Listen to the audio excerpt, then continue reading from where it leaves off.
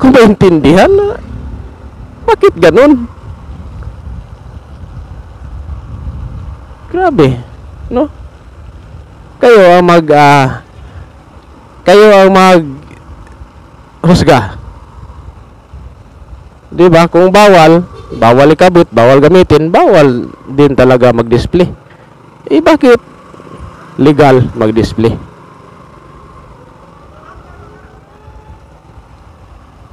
Bakit hindi hinahablot yung mga nakasabit diyan sa tindahan? Hindi hinahablot. Kasi bawal 'yan. O, ganun.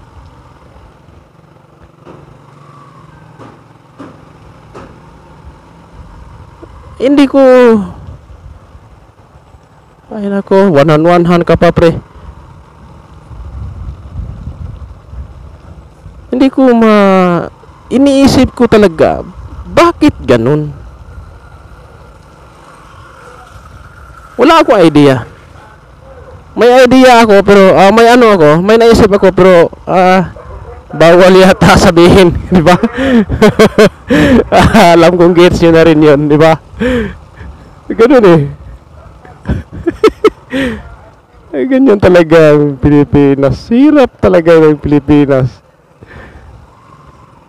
Kaya yung mga bumibili din, alam nilang bawal,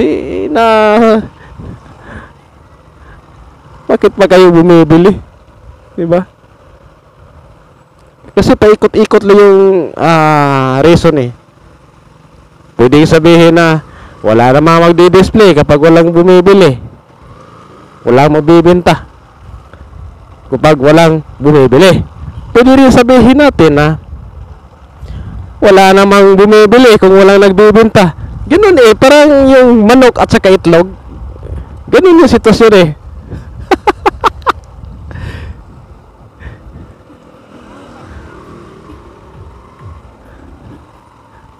Ginako. Naguguluhan talaga ako kagabi. Pero isa lang ang dyan dahilan eh. Alam niyo na.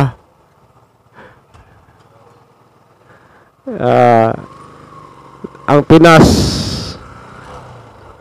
ay pang-ilan yata to sa napakalaking taxes. Oh, yung Pinas.